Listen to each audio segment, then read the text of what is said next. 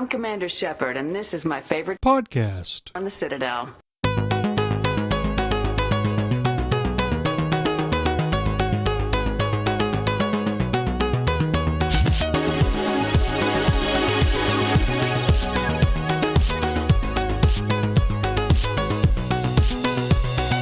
Welcome to Season 2 of Andromenerds, somehow still the number one Mass Effect podcast on the internet. In the Helios cluster. Oh, it's bigger than that, dude. It's bigger than that. My name is Minius of Minius GC, and with me are my co-hosts, Tucker from Mass Effect Follower. Hello. By the way, Tucker is getting a catchphrase. You get to pick what it is. He has no say in the matter. He has to say it once, and then I'm never going to introduce him again. He blew Fuck it. I'll do new saying things, whatever, in each intro if fans want that. Okay, so do you have a catchphrase for Tucker? Put it in the comments section. Yes. Also, the guy who's whispering is the one and only BioFan. Hey, everybody. How's it going? Welcome to Season 2. What's up? And then our third host doesn't have internet somehow. It's like the most freak accident ever. You mean fourth host? Did I say so because third? we're in season 2 now, are we going to have me a host. continuity errors from season 1? Yes. Sweet. Dude, the whole show is a continuity error. I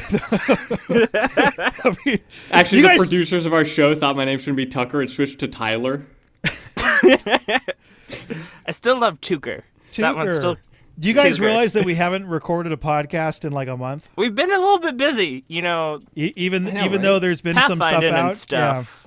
Been doing a lot of pathfinding, so. Okay, so in case you're curious, Andromenerds is still going to go, and we're going to go until you don't want us to go anymore, I think. That's basically the idea. Andromenerds posts every week, Mondays at noon Pacific, 2 p.m. Central, 3 p.m. Eastern, 8 at night in the UK, and Tuesdays now at 5 in the morning on the east coast of Australia. Thank you, Daylight Savings Time. And Australia, did I say Australia? Did I say Australia? Doesn't matter. If you want to contribute to the show, though, with a question or topic suggestion, you should email us at andromenerds.com. And you should also know that this episode is going to have spoilers. You have an andromenerds.com? Did I say andromenerds as andromenerds.com? No, you said email us at andromenerds.com. It should be andromenerds@gmail.com. We need to get andromenerds.com. Someone probably already squatting on it. Andromenerds@gmail.com. And you should know that you're rusty too, apparently. Yeah. Well, I usually have a nice script to go with this, and we don't know what the hell we're doing because we all want to talk about completely different stuff. So we're going to fizzle this over in the next couple of weeks, but you need to be fully aware that this episode is going to have spoilers in it. If you haven't played the game, there is a chance you're going to hear something that you don't want to hear yet. Papa Ryder dies. Leave now. Go spend like 60 hours in the game, then you can come right on back, and you'll be. You good can to play. go. You can run you can do a solid story run in like 40 hours if you want. I'd say 30 even. Maybe, yeah.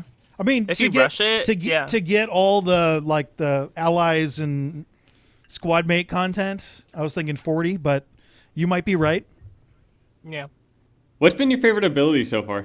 Doing like biotic charge and then Nova. I call it the BioFan beatdown combo. You just like and then and it's like pow. Dude, that combo is devastating. It is love the super best. generic too. I'm glad you creatively were able to use abilities together. I love Backlash. Backlash is incredibly helpful. That and Energy Drain.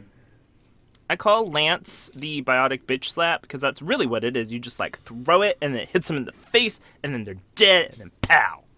Yeah, I've been using all of them in weird combinations, and I don't have a favorite, which is good. So, curious question. Did y'all actually use the favorite system, or did y'all just use like 3 skills? I forgot about the favorite system until you said it. I think the favorite system did not work. It was too much. In combat, it was kind of too much of a hassle to go into the menu, select a favorite, go out of the menu, go back into the menu, select a different favorite. It just didn't really work. I wish they would have given us, like, we press a button, we can see 3 more abilities we can use. Kind of like Inquisition had, like, where you pressed one of the buttons and then see the other abilities or something. Although, with everything on its own cooldown, those cooldowns would have been, I mean, you'd be using abilities exclusively, which is fine. Okay, then But like with Inquisition, half all the cooldowns and give you double the abilities. No, I would hate that. No, I would hate that. I love rapid fire abilities. What they really needed is since they weren't really using the D-pad. I mean, you could make squad mates do things kind of, but not really. It might as well assign a different set of 3 abilities to one of the D-pad buttons. I think that's something they should have done that really would have brought out favorites is if they removed the ability to switch your skills when in combat. Because you could just switch your skills in combat. Why go to favorites when you could just specify, I want this one new skill added? Or if they did, the what? wheel where you change your weapons, in that wheel, have favorites be an option in that wheel that takes you to the favorites wheel, that might have been a little bit better. That probably might have been a lot used. better. I want to know what Minius got confused at. Say what you were saying because I don't think you were making any sense. So the whole point of favorites is so while in combat you can have close range set of abilities, and then have another favorite that's for long range. You can just in mid combat go to your skills and switch out ones that you want, which really negates the point of favorites. So that's right. That is also true. Yeah, so if they made it so you can't change your skills unless you're at a base or on the Tempest or something like that, then that really would have pushed the favorites thing. I just kept 3 abilities and used no others the entire time. Is what I did. You literally can do that and be perfectly fine and still have I was perfectly fine. Still I felt very a little diverse limited, combat system. But I don't know. Otherwise, that's the only thing about the combat system that I was kind of about. The rest I thought was really, really cool. The rest I thought was greatly improved. The other thing is that I thought while you can't control too much of what your squad mates do, I did think that their AI for combat was vicious. It was on it. PB was killing all the things. Cora was just biotics everywhere, and just Drac was just Krogan hammering everything. It was great. I don't know. I kind of felt like they weren't there. They were kind of running around with chickens with their heads cut off. I mean, what difficulty did you play on? I mean, on the higher difficulties, they're useless. Yeah, okay, because I played on narrative, and I thought they got it. I could stand over here, and they got it. Yeah, so. that's. Well, I mean, and narrative, if the enemy trips or sneezes, then they're gone. Then they die. Yeah, it's hilarious. You can toss some dust at them, and then it sets off a change of sneezes that blows up everybody. Fun. I just love to play it on easy difficulties and feel like I'm a biotic god. Okay, their health is as powerful as the Korean's immune system. Yeah, it's pretty badass. They're like naked Quarians running around. Yes. Naked Quarians DLC coming soon. But when I'm sitting there and I'm like, PB, I want you to use pull on this person. I have to hit it, and she throws singular. And well, nope, hit it again. And it's oh, now she's uses pull. It's I do wish that they still had it where you could choose what specific abilities you want your teammates to use. But yeah, it ended up not bothering me at all because I like playing kind of by myself anyway. So to have people running around, it didn't bother me at all. I just did my thing, and the combat system's really fun. I really noticed that issue because there's an achievement tied to doing 25 combo explosions that your teammates prime. So I just brought PB along, and it took a while for her to pull the enemy without them dying instead of hitting them with singularity. You can singularity them or... Well, no, your squad mate has to prime them. That seems very easy. Although I haven't tried it, and you have, so... Yeah. I mean, they need more health. That topic, I have 5 achievements left in Andromeda, and I've got all of them. So... Speaking of the squad mates, because this made me think about this, did it bother you guys at all that you couldn't vary up their outfits or appearance whatsoever? No. I can see why. They should have done something, I think, but it didn't bother me that much. It bothered me because I really liked doing that, but I know part of why they did it is because they really like cosplayers. And they really like the cosplay community, so having that iconic appearance makes it easy for people to cosplay. But at the same time, if you give us, Mass Effect 3 level options is still great, and people cosplayed the hell out of Mass Effect 3 characters. Is that actually why? So, it's part of why. Okay. I wouldn't say it's 100% the reason. I gotta say it's at least, that's a terrible 40% reason, of the reason. Then. That's a terrible reason. I like get that how, cosplay is a thing, but percentage of people who cosplay and play the game and like switching, like that's. I hope that's why not why they give them iconic appearances. But- it may or may not contribute to why you can't change that iconic appearance. All right, so you're I speculating. know with Dragon Age Inquisition, they had where like if you get the way they set it up was specifically kind of for cosplayers, and how like if you have a certain kind of armor and another certain kind of armor, and say you put it on, I don't know, Sarah. She has one outfit type and then another outfit type, and then you can kind of customize like the cloths and things. But in other cutscenes and stuff, she has like this one appearance that's more iconic for like cosplayers and to be more memorable as a character by appearance and stuff like that. So I think like that they did well in terms of you still had variance and control and things, but they still had an iconic appearance. But with Andromeda, it's like one and done. Yeah, you can't even change out their I never weapons. changed the appearance of my squad mates in the trilogy at all. So I always did. I even varied it up for missions. I was like, I think Liara would wear this. Like, we're going to take down a Reaper. I'm going to put on, like, the big, bad armor versus, like, we're going to go to the Citadel and talk to some people. Like, okay, that's pretty. You know? Like... Oh, people play games for so many different reasons. Yeah. This is good stuff. This is good stuff. I always need to make sure my outfits are on point no matter who's wearing them. I think what bothered me more than the outfits thing is the fact that the characters, they kind of chose crappy guns. Like, those guns suck that they use. And well, do those guns even have stats? Because, like, you can't do anything with what guns they do, have. you can. I know for a fact that you can use PB's Sidewinder in multiplayer. Yeah, but as far as her, is it the same for... Is it, like, the same exact, like, stats stats on that one? I don't imagine... I mean, I don't think it's, like, the I would base think first it's, like... one, but...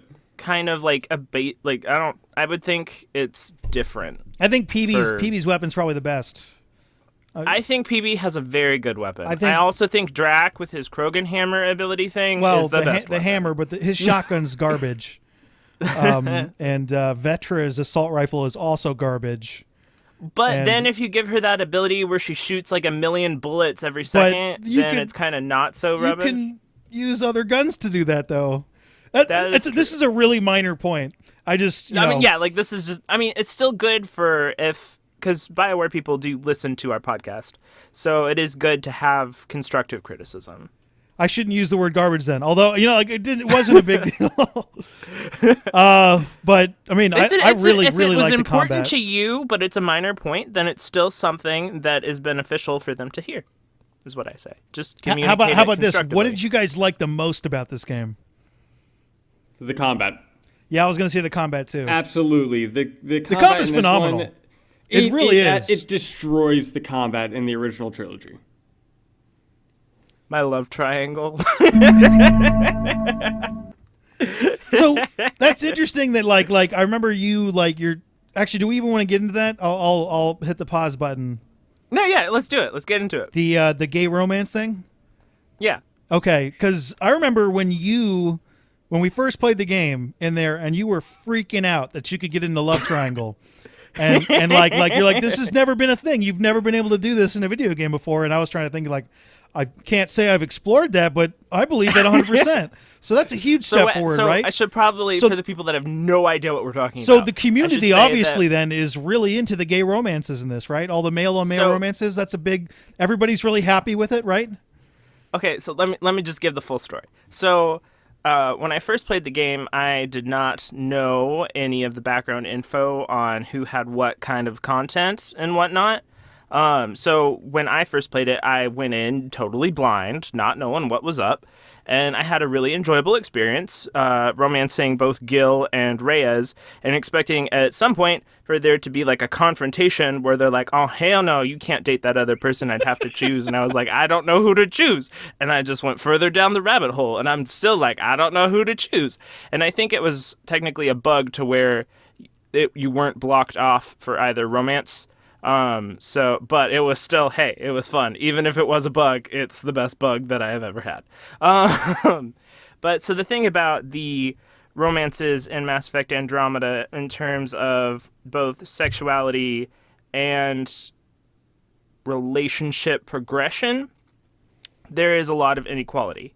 So, in terms of sex scenes, there are only 4 sex scenes out of all the romances. Really? And so that's Cora. Yeah, there's Cora, PB. By the way, I guess this is technically spoilers if you don't want to know this, leave. Well, but, I so mean, there's Cora, PB, Jal, and Gil.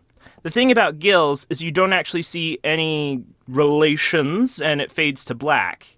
And then Jal's, you see some foreplay, and then it fades to black. But with PB, and especially Cora's, you see everything. Like, yeah, everything. lots of actual banging. That's how this game got its M rating, is like those 2 scenes.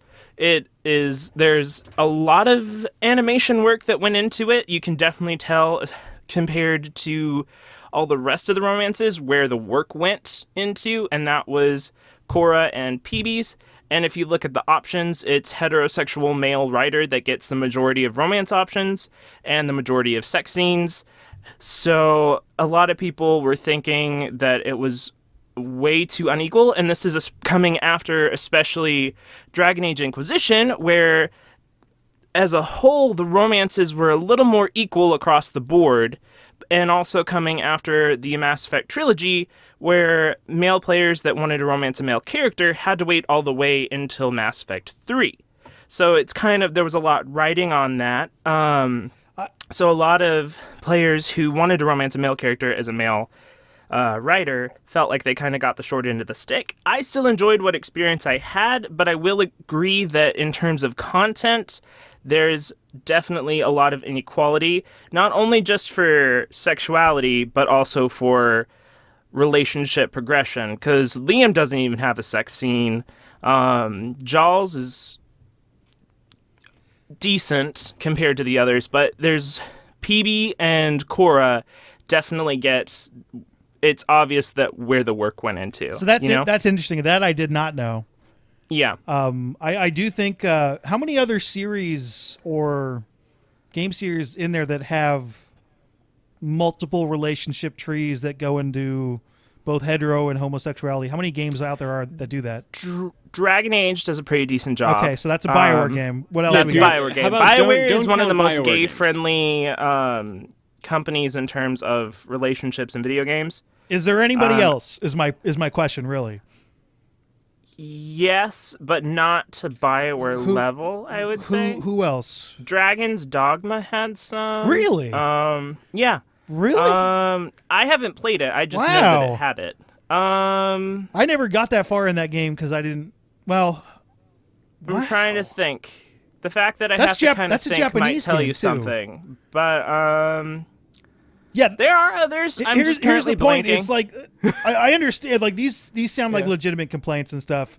Yeah. But as far as like visceral outrage. Oh, also another man. thing that Nobody fueled else is it. doing Another it. thing that fueled I it know is Witcher that 3 Jal has was originally romances, Jal was originally supposed to be bisexual, so available for both male writer and female writer.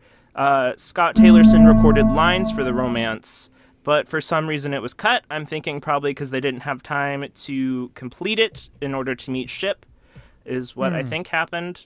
But that was a thing that also fueled the argument that there was a lot of inequality in the romances. It's true. It's like, okay. I mean, I don't think I'm the right person. I still enjoyed my experience. I'll agree that I felt like there needed to be more content, definitely, but I still enjoyed my experience. There is the one thing that bugs me the most about the way the fans are reacting to this game is the way that they're biting the hand that feeds them in a way. And if you keep on lashing out at people who put out games there aren't other people who do games like this. There really aren't. There's like one or two. BioWare is kind of one of a kind. Although BioWare leadership will say that they're not one of a kind, but they are. They are. So they are. I mean, like, they are definitely one of a kind. And if the reaction is always negative and always this visceral and there's no positive, they'll just stop doing it. EA will stop funding them and they'll stop coming out with games, and then you'll have nothing. If they stop making money, then EA will stop funding it. I think EA, as long as they make money. EA has an image thing too. They will swallow games to keep their image whole. Yeah, I mean, look. I don't know if you guys know this, but the Command and Conquer series was held as one of the like a pinnacle RTS series that EA just stopped because the Red Alert 3 and stuff just got terrible reviews from people.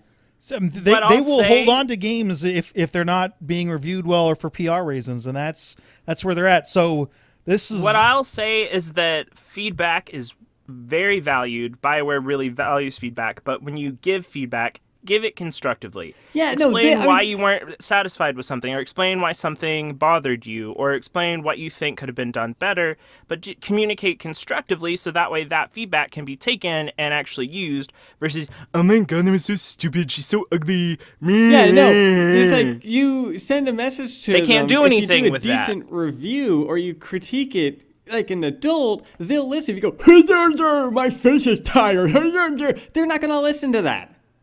And that's what the majority of people are going out saying is this little shit like that. That's not going to help anything. That the only thing that's going to do is make a chance of another Mass Effect game not happen. In terms of the reviews, I agree with a lot of what the reviews said, but I also think that all the reviews that I read were completely unbalanced. Yeah, the game is not perfect. The game has issues. But the way that people but the thing is they focused problems. too much on criticism. They focused way too much on criticism and maybe 10% praise. There was not a lot of praise going on in the reviews. What I think happened is they gave out review copies like not that long before the embargo for the reviews went up. So I'm wondering how many of them actually had the time to sit down and really enjoy the experience. I bet very close to 0%. There was not anywhere near enough time for review copies. My review, I do extremely in depth. That takes me quite a while. Which for the quick type up reviews, the quick type up reviews like mainstream reviews have to do, I would take a lot less time, but I don't know how far they made it. From what I've read, they made it a decent bit, but not the whole thing. They probably cut out stuff. So here's an interesting... For a game like Mass Effect, you can't play the game for 5-6 hours and give it a review. Well, no, it's not that. I think that they tried to play as much as they possibly could, but they had a time constraint. So at some point, they probably did not do 80% of the game. So they had a week, pretty much just a week flat. It took me not leaving my apartment at all 4 days. And that's without working. That's doing nothing. Literally else, doing right? nothing but playing the game. And having then delivery they have to food. Write a review there too. That's just not. Yeah, then they have to do a job, an actual, and that has to get reviewed before it gets put out by their staff. So it was probably maybe they had 3 days, maybe, that's with having probably families and life and other things, So I do think that negatively impacted reviews. I also I think just the size of it was. Probably they needed to have given it out maybe a little sooner. I don't know what the standard is for review copies. It's all over the reviewers. place. It depends. It's all over the place. It depends on the development cycle. Sometimes they'll get it a month ahead of time. Sometimes they'll get it with no time at all. Okay, I think that significantly hurt them because for me, when I first played it, I probably had a lower number, but replaying it more, my opinions have gotten better. Here's if that makes sense. Yeah. Are you comfortable with giving a number rating on it and then defending it? Yeah. On the podcast? I'm going to be doing a formal review for that, but I don't mind giving out the number. So this isn't a full review because I know you guys probably want to do your own thing. I'll put a disclaimer and say that the number may change when I go into typing out my full analysis. My number may change. This is a number out of 10 on the classic video game review scale, which is a lot like the way grades work in the United States, which is stupid.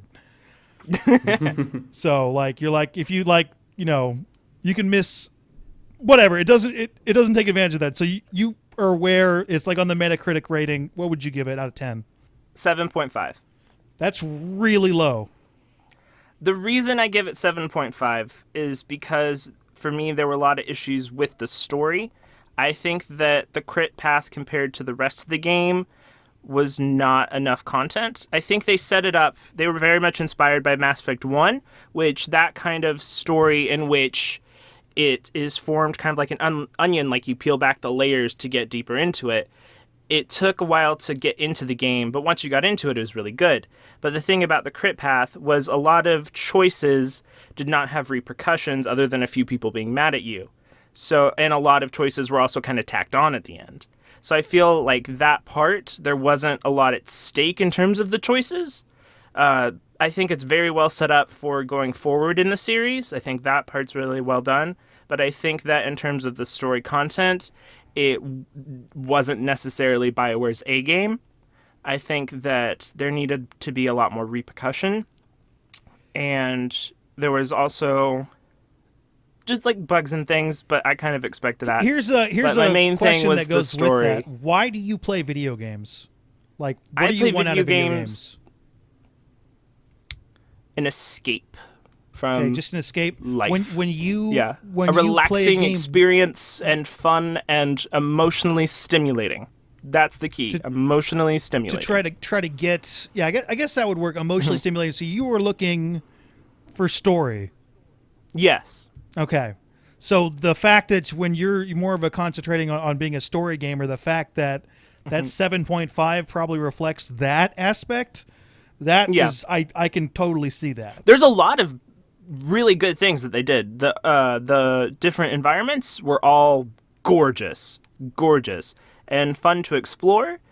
They had fun combat. I enjoyed the combat a whole lot. I liked most of the characters. There's some that I felt were a little weak, but most of them I enjoyed. But I just feel like in a lot of places I just needed more content. I felt like there wasn't enough focus on the crit path, and also the way that they formatted the story, kind of similar to Mass Effect 1's with the onion thing. When you know all of, like, you're led kind of by your sense of curiosity and not by, oh my god, this is so dramatic. So I think that because once you learn, or at least in my experience, once you learn those secrets, when you replay, it kind of loses that what was driving you before. So I think that you can't just rely on those kind of like figure out the secrets. You need more within the path to finding out the secrets, and you need a little more variance, because a lot of choices lead to either people being mad at you or person A being replaced with person B, or there not being anyone in that slot, is kind of what I found. Yeah, as far as the question, the decision a little bit. Tucker, what do you what would you score this game? And I would review say about an discussions? 8. Okay. Yeah, that's fair. I would go 8. 8. I mean, there are issues with the game. There are definitely bugs That is in the also game. low. And For a AAA. For a AAA, yeah. well, yeah, no, I would say 8 because there are bugs in the game, and there's I'm also a really tough reviewer, though. definitely some animation problems. But overall, I've spent over 100 something hours in the game. I think when I last checked my Same. time, it's like 130 hours in the game. Like, So bottom line, I still keep playing. Yeah. So, I mean, yeah. Yes, there are bugs. Yes, some of the characters don't look as amazing as what they could be, but I'm still enjoying the absolute shit out of the game. I kind of have the opinion that you can nitpick this game to death if you want to. You can nitpick any game. You No, can nitpick no, anything. no, to you death, can't. but Not like especially this. video games. Not like this. Oh yeah, you can. Well, comparatively, there are so many little things that this game might be killed by like 1,000,000 bee stings or 1,000,000 bug bites. Instead of just one big, instead of just some, massive like, dragon. Because there's like little things that really stick with a bunch of people. Facial animations is one of them. That didn't really bother me as much. I guess I think I enjoyed this game a lot more than most people. But then again, I play games. But we're also more invested in the BioWare franchises I mean, than most people. That too, but I play games a lot more for ease of movement and combat creativity and that kind of stuff. And in those categories, Mass Effect Andromeda scores ridiculously high.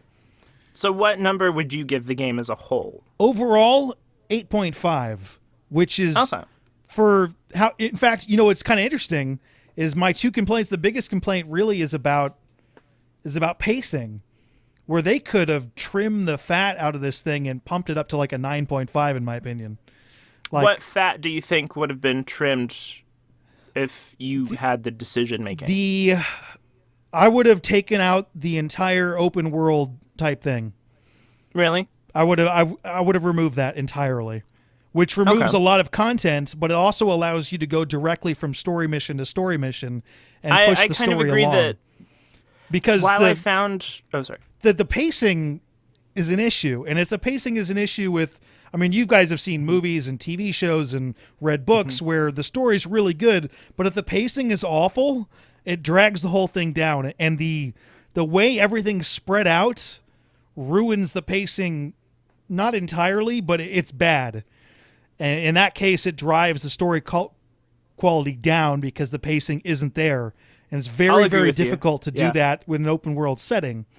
If it was like, let's say we'll use Mass Effect 1 as the example, because they want to keep the Nomad or whatever. You can have little off planets that you can go to, but you want to be able to like start this mission, just jump right into it, do that, go back to the ship, talk to all your squad mates, then jump right into the next mission. And instead, there's a third stage where you drive around and go to all these little places in the open world. It drags the game out way too much.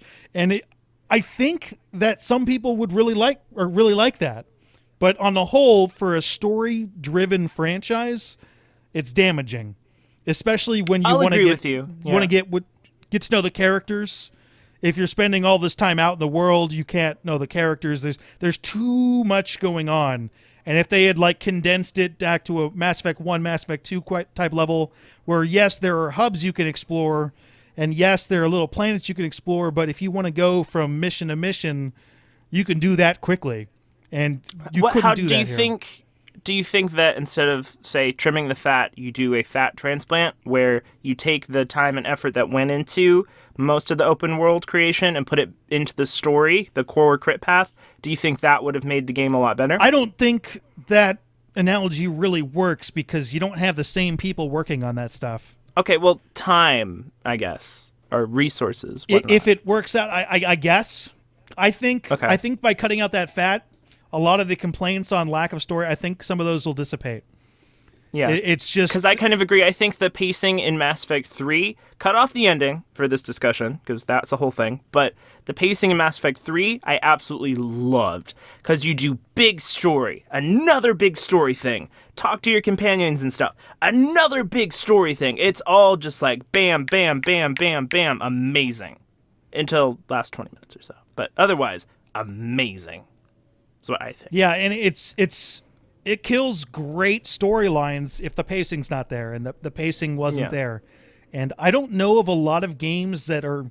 In fact, I can't really think of too many open world games that really nail a story. That's very rare. Very rare to have a phenomenal story with lots of detailed characters and that kind of stuff, and an open world exploration setting. How do you feel?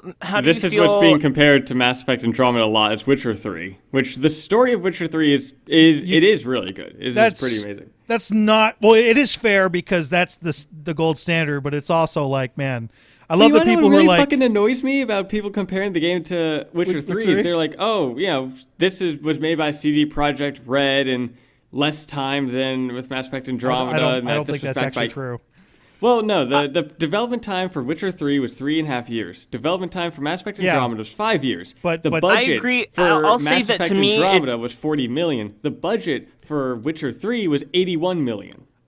It has to do with the amount of people working on like if you're using they both have years about as 200 a timer, people in total working on it. I wonder how many people were actually working on Andromeda for those 5 years, because BioWare does other stuff. From what I understand, it is that for at least a year, maybe 2, especially if you're kind of building a new franchise or a new saga of the franchise, that there's a lot of world building and core writing that goes on for a good chunk of time, and then the rest of the people are brought in to actually build the game. So at least a year is probably like core team, like a handful of people, and then it branches out to more people. But I'll agree that to me, Mass Effect Andromeda, even including that as a factor, since story is a big area of critique, which I will still say I enjoyed. That story to in me, it Andromeda did was not kinda feel like a lackluster. game that had 5 years of development time. To me, it felt like a game that had maybe 3. Yeah, I don't think the years thing is a good analogy because Although, I guarantee I those mean, people weren't working on it for 5 straight years. Oh, Well, I no, know they're not. But for story though, even. But here's here's another thing to take into account. They had a budget for $40 million, and they made that for 5 Tucker, years. where did you get that money from?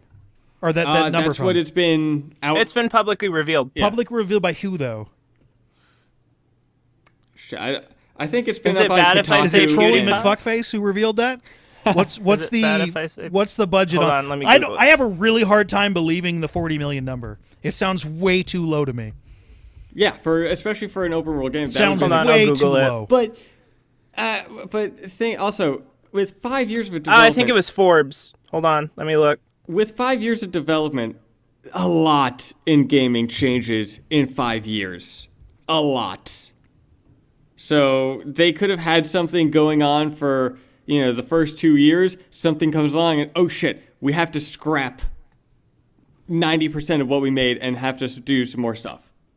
I mean, that's how Halo 2 was made. Halo 2, they had this amazing thing going, and then they had to scrap the entirety of Halo 2 and start it over with a year left to publish. And Halo 2, even though right now it is one of the best, or people say it's one of the most iconic Halo games, when it came out, the story was absolutely shit for Halo 2 because the story was nothing. And I feel like that's kind of like what an issue is with Mass Effect Andromeda, is that it has a really good story as a beginning point. As its own, it doesn't really hold up that much. A lot of the thing, like I think I mentioned in one of my earlier videos, and I stand by this 100%, that if this was not a Mass Effect game, this was a new IP, people would give it a lot more leeway. If this was a new IP, people would be shitting themselves over like, how look good how it is. great this is. Yeah, of course, that's not fair, really, because when you're reviewing a game, if you're reviewing a Mass Effect game, you need to review it like a Mass Effect game. Yeah. But I'm seeing the 40 million number coming from a variety of sources, including Kotaku and Eurogamer and a variety of other places. Okay. So it's a commonly given fact. Given that it's on like a million different places, I'd say it's accurate. One thing that I'd really, really, really want to see that's related to this, and in no way are we going to get this, which is too bad. I want to see the sales numbers of this game. We're going to see the sales. No, Yeah, no, there we're are not. always sale numbers. No, there are never sales numbers. There's always There's fun investor sales numbers. reports. There There are are always investor sales reports, numbers. but not in the same way as you get like movies. You're not going to get like the final number, but you're going to get some idea. Yeah, they have to give their investors some idea of how well it did. Man, movies do things so much better. Like, you know okay. exactly how many people how much money a movie made right away, and they hide those numbers intentionally in video games, and it annoys the shit out of me. I'm annoyed. I'm very annoyed. But The another forecast thing I that saw annoys from an me- EA person was 3 million copies sold in the first week, which puts it around a projection of 6 to 9 million, which is low, which is reasonably low. I think it's.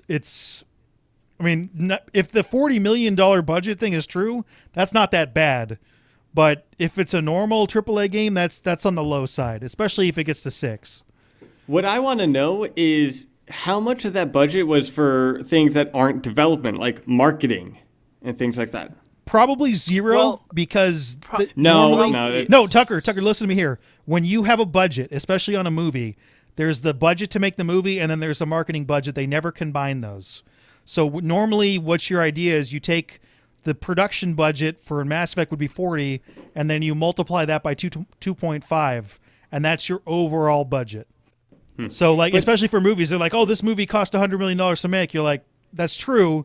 They also almost certainly spent $150 million on marketing, which balloons the cost up to, $250 million. So, although the marketing campaign and I think we talked about this there, is like, man, EA did not market this game very well. It was because their strategy, what I think was they were kind of looking at people become more interested when a game is closer to launch, so they were trying to focus more on that.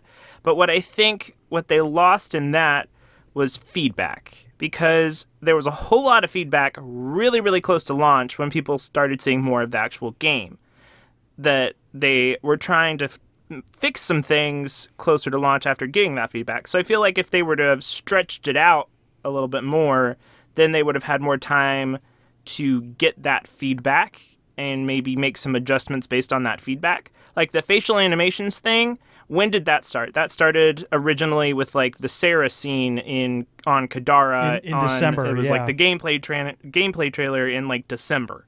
So I think if they had done that earlier, then maybe they would have had time to tweak it a bit more. That's a good point. That's not something I was thinking of when I was thinking more along the lines of Mass Effect Andromeda was not anywhere nearly highly anticipated enough to pull off the Fallout model, because it's coming off of Mass Effect 3's ending, which was not universally loved. I'll put it that way. Also, Fallout 4, the idea of Fallout 4 coming out was almost an internet joke, kind of like Half-Life 3. Is that so? When Fallout 4 was announced, everyone was talking about it. Mass Effect Andromeda didn't really have that kind of oomph as what Fallout has. Besides the stuff that they had leak problems earlier, that they also started advertising for the game like 4 years before it came out originally. Like they started teasing that it was in development and other things, and it was kind of like they failed the model they were even going for in the first place, was trying to do the Fallout 4 thing, which was 6 more months before it launched. Boom, Fallout 4. Oh my God, what's happening? I think versus like a trailer 1 year, a trailer another year, a trailer a year later, that kind of thing. Yeah. I don't know if there's a correct way to market these, but I don't want. Then again, I do not have formal marketing training, so what I'm saying is not. By the way, I have formal marketing training. But Minius has formal marketing training. Marketing training is a bunch of crap. I can say that for sure, because the theories and stuff that change every couple years. You can't just. There is not a formula that works. You need to change things up. You need to be fresh. So being trained in a certain method is absolutely worthless. So you, BioFan, are just as qualified as anybody else to market stuff, in my opinion. Okay, cool. So and I don't want to get too far away from the subject, but another annoyance I have with the community is them comparing this game to Horizon Zero Dawn. Well, that's fair. Well, that just came out, so no. Here's the thing. Also, Horizon Zero Dawn, it's a good game. I've seen Mackenzie play it. It's a good game. But Horizon Zero Dawn is a PlayStation exclusive, meaning they didn't have to work on coding for multiple engines. Yeah. Horizon Zero Dawn only has one character. There's no multiple characters that you could choose from, multiple squad mates, character customizers. There's none of that. The quests in Horizon Zero Dawn are a quarter of what they are in Mass Effect Andromeda. It's like the comparisons when they're like, oh, look how amazing so are you Horizon saying Zero Zero Dawn Dawn went full in for open world and a little bit of story versus Andromeda tried to do 50 million things? That goes into what I'm saying with pacing and spread outness, though. Well, it's just like, people are like, look how amazing Horizon Zero Dawn is. Why is it that Mass Effect Andromeda couldn't look like that? It's like, well, Mass Effect Andromeda went for quantity over quality. They wanted a lot out of the game to make it feel alive and like it's an actual thing, instead of Horizon Zero Dawn where there's like 5 side missions. Here's something I want to bring up that fits right in with what you're talking about. Character models, facial animations, that kind of stuff, where a lot of the shit is difficult. Yeah, it's hard. Here's a theory that I have, and I don't know, Tucker, you might be able to answer this better. It's really hard to have customized characters and phenomenal facial animations, because motion capture, facial capture is so prominent now and looks so good, but you can't do that and have a custom face. They don't go together. I mean, you can. It just depends on how you are animating the face. There's actually a person who worked on the animation for Mass Effect Andromeda that worked at BioFan, but they left. They actually went online and they talked about... Oh, yeah, they went on Twitter, right? I read this, like, enormous Twitter chain. It was really good. They were trying to animate the people by hand instead of using an algorithm. that a lot Well, they of had an algorithm, but they were focusing too much on doing everything by hand. yeah, so that's what kind of led to the animations being how they are. Instead of having it run an algorithm where it randomizes, generated on response of where the conversation's going or things like that, they were trying to do it all by hand. And they didn't have enough time, so they didn't spend enough time making the algorithm buffed up because they thought they were going to have enough time to go in and animate everything personally, but that didn't work out. Which the person talks about that's what Witcher 3 does, is it has this algorithm going, and then it'll randomly have a person do a gesture or something that relates to what it is, but keep it random enough where it feels like this character is being themselves instead of, he went with section A. He went with option C, something like that. And then with the issue with Andromeda was they were trying to do it by hand instead of running the algorithm. Well, there's always a little bit of by hand. He kind of specified that they ran out of time and weren't able to fully do that, so they weren't able to buff up the algorithm. So it was all based on time. And like they wanted to do a better job, but based on time, they didn't have it.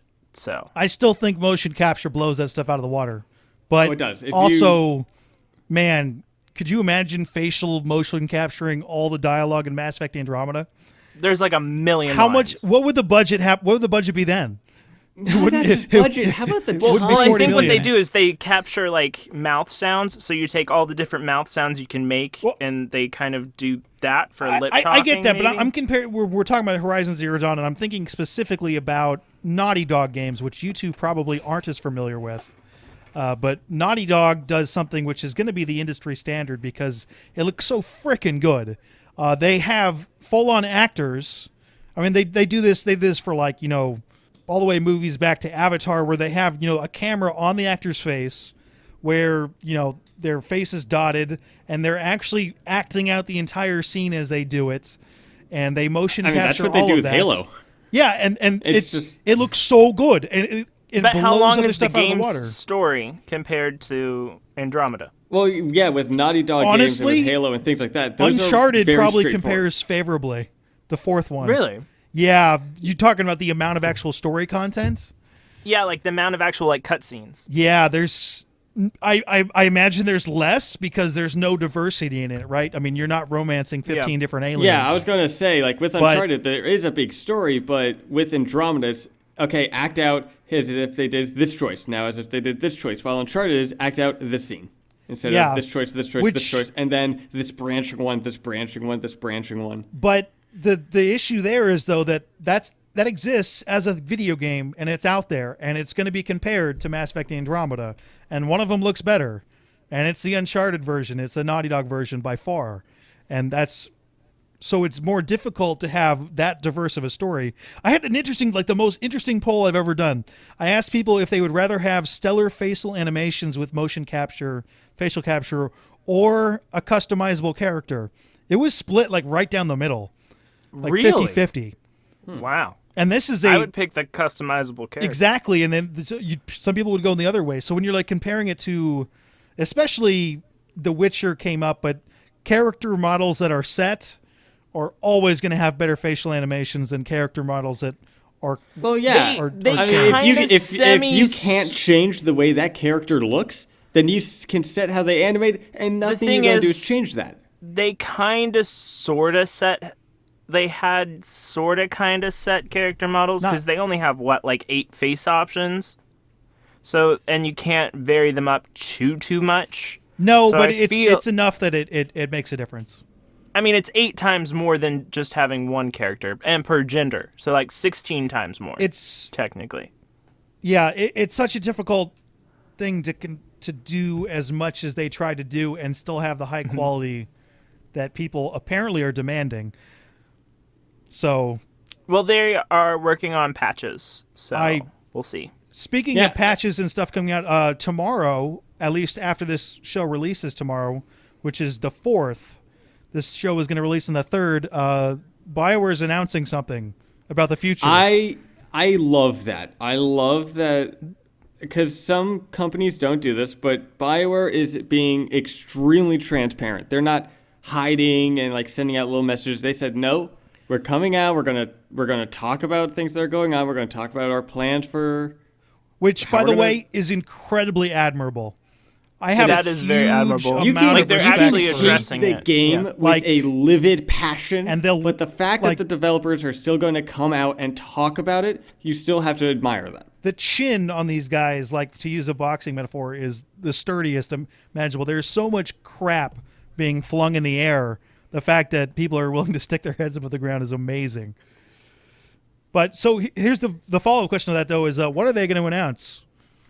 How I feel like I probably imagine what- that they're going to do something extremely similar. And I know, and we kind of talked this privately, and I know you guys don't like this, but I think they're going to do what 343 Industries did with the absolute garbage launch of the Master Chief Collection, which is they're going to come out, they're going to say, this is how we're going to fix it, and as a way to make up for those of you who had the game, while the issues were still going on, here's like a little compensation thing. Here is something which what they did with the Master Chief Collection, they can't really do with this game, but they completely remastered Halo 3 ODST and gave that for free to fans who got the game early on. So I imagine what they're going to do with this is... Oh my God, Mass Effect Trilogy remastered for free! Oh my God! Well, I imagine what they're going to do with this is like as a way to apologize for this, like the first DLC that we'll talk about. Oh later. yeah, We're not I gonna could talk see about maybe now, the but first DLC being will free. be free. Yeah, That I is could my see guess. that. Yeah. That'd be impressive. I don't know if that's Well, up to them. that's. I just feel like they'll be like, there are fuck ups in the game. We are going to work on fixing them. And when the first DLC, when that comes around, like they're not going to say, "Oh, this is what the DLC is." They're not going to push on that. But my guess is that they will say the first DLC will be free as a way to apologize to the fans. And I think even Assassin's Creed Unity, I think that did that too. I think the first DLC expansion was free. So I have a question.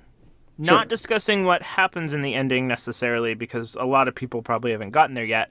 But to me, I kind of felt like the way that it was left, it was done very well to leave the story open moving forward. But I'm kind of wondering if, in terms of content, if it may be advantageous in this situation to do an expansion versus all DLCs.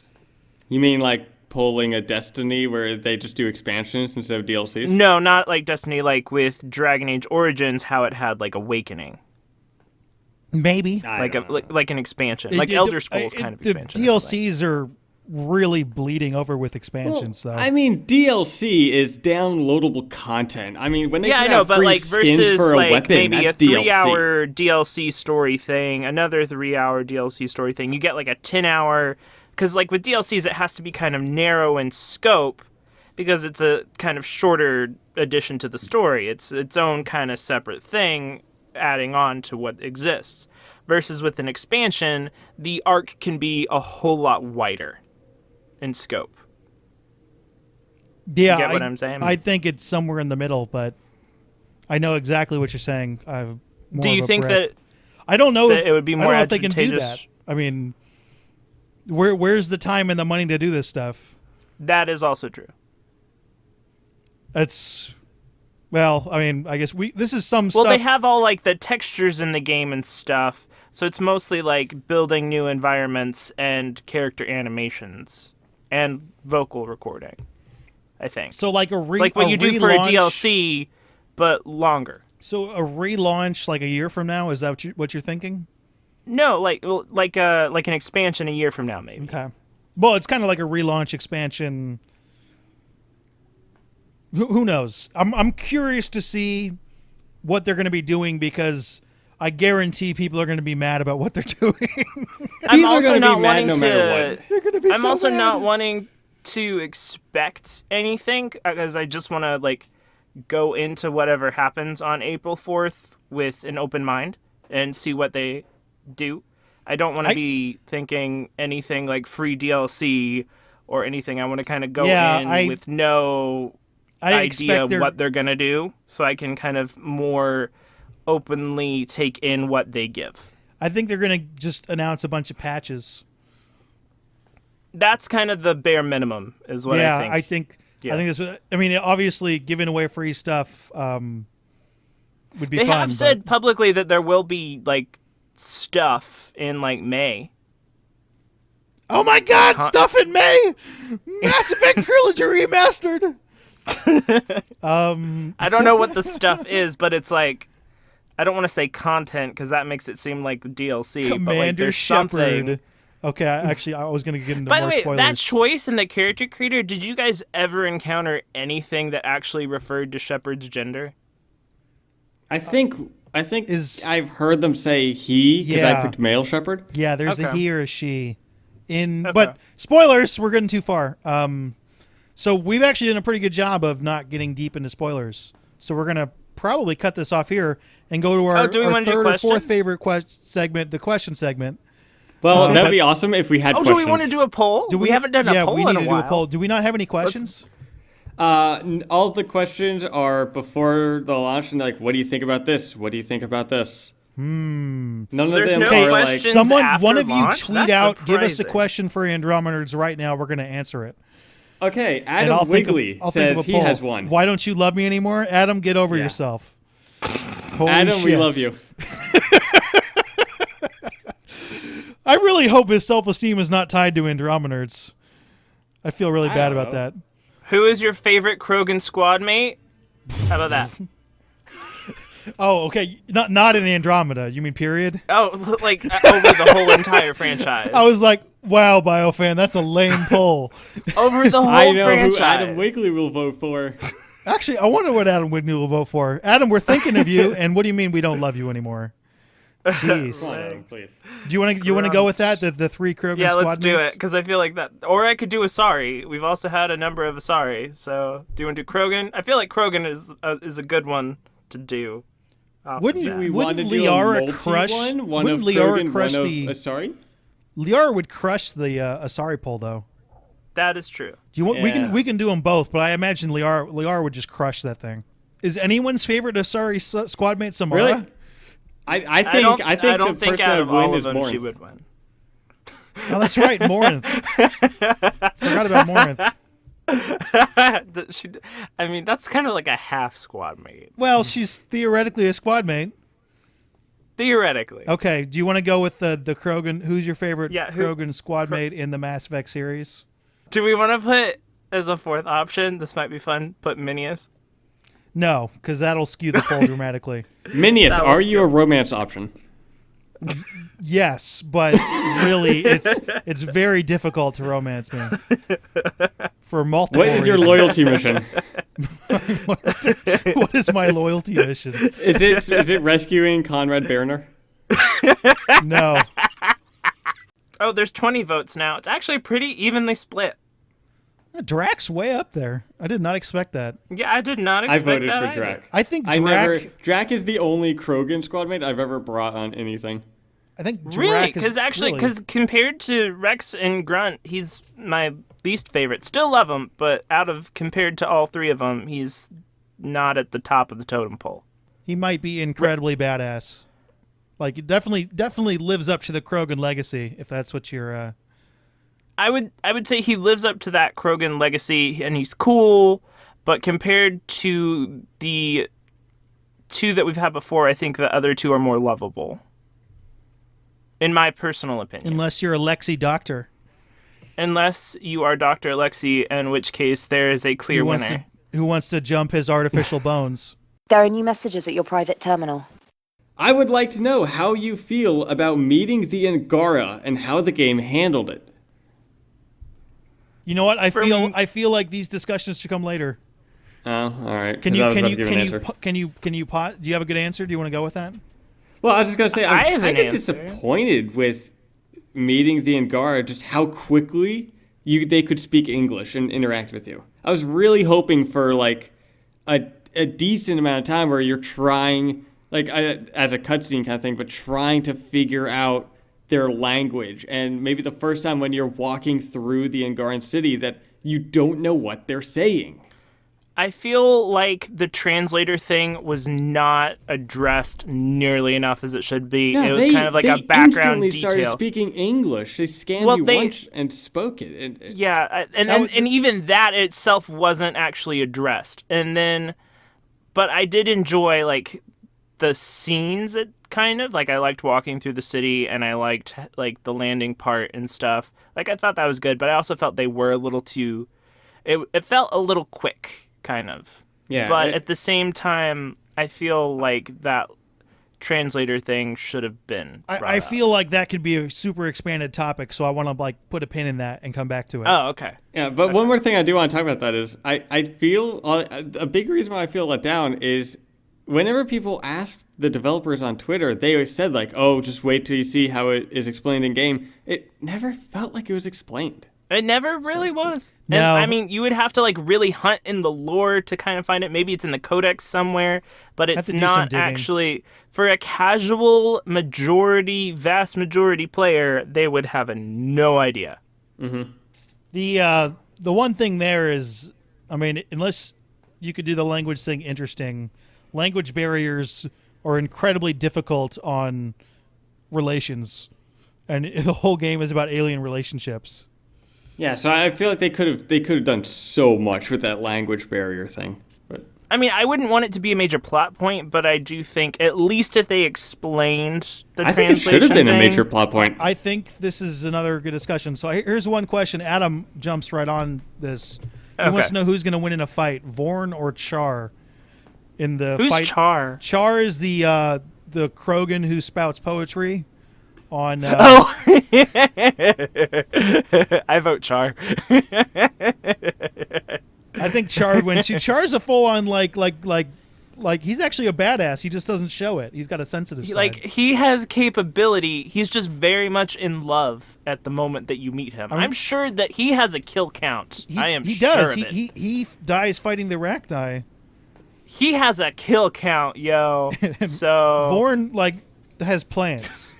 Although he's got a kill count now too, doesn't he? I guess he didn't kill the guy. not tech. He has like an assist on said an assist, possible a potential kill count. assist. Yeah, A potential a assist. potential assist.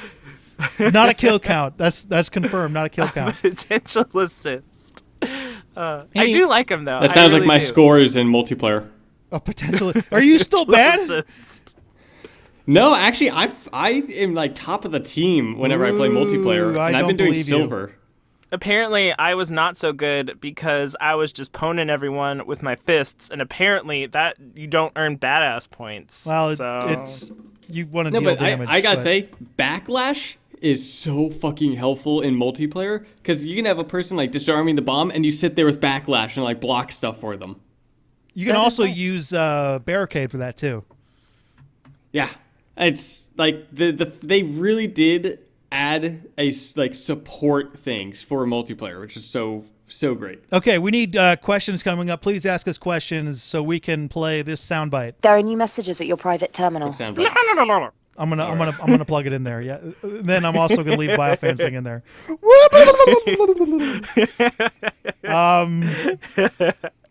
All right. Do we want to wrap this up then? Sure. All right. There is one more item that we need to cover. We have YouTube channels that have videos on them. What? Name one video or one video series that you want to point people to that you did on your channel. Sure. I did a things that we wish that we knew before starting Mass Effect Andromeda, and I feel like that's pretty helpful for even if you're still early into the game. It's still good stuff to know about it. I've been busy with a lot of school stuff and working on So doing you a did a review. video about that? No, Damn not it! yet. But I'm working on my review stuff. I'm working on some other projects. But I recently did, I guess I'll plug this because it's what I've done. I did, a lot of people were like, oh my god, your writer's so hot. How did you make him? So I did a video on how to make my writer. Everybody There you wants go. you. Sure. I actually did a video that because want me. there were videos that I couldn't do where I asked people to ask me questions that I couldn't answer, and the winner gets an Andromenerds t-shirt. There were so many questions about you, Tucker. Oh, really? they're like, what is Tucker thinking right now? And we're like, damn, I can't answer that question. Tucker doesn't even know what he's thinking. Wait, where is that? What video? The not Andromenerds one? Yeah, the not Andromenerds the episode number of licks it takes to get to center of the Tootsie Pop. 7.95. The Right. world Prepare for may the moment never of know. whenever we record Andromenerds, the Andromenerds Tucker comes out. Anyway, I want to do a huge Q&A, spoiler Q&A. So if you have questions about Mass Effect Andromeda and you want to hear me answer them, I think I'm going to answer all of them. It might be very long, but it should be fun. I got a video up on that. I believe the video title is like Ask Me Questions. You should be able to find it. If not, I failed horribly. Or maybe I should plug a video that probably will be out by the time this is out. I'm going to do... Is it going to be out in the next couple days? Possibly. I'm doing a video on how to build a biotic boss. How to build a super awesome biotic destruction machine of a writer. Charge Nova. That's all you do? Yes. I'm actually looking forward But how to make that even better. Okay. Cool. I think we got more. This is where I want to cut this off because we could go forever. I do want to say one more thing. My channel, we surpassed in subscribers. We surpassed the BioWare channel. Woo! Which that's like Because they that's put out actually pretty a cool. video once a month. Hey, it's still Maybe. cool that It's cool. it's more Like than the maybe BioWare. once a month or like once every 3. Some amount of... So that's will all the fight both nerdiness of you. we've got It for today. Remember that every time you like and share this video, Minius is forced to read another one of these lines we've come up with. If you have any questions for us, Mass Effect related or otherwise, feel free to email us at andromenerds@gmail.com, and we might read your questions if we get them. We're on pretty much on vacation for too much. Along with our co-hosts, be sure to follow Andromenerds on Twitter. If you like this podcast and would like to see some more awesome videos, be sure to check out and subscribe to our respective channels.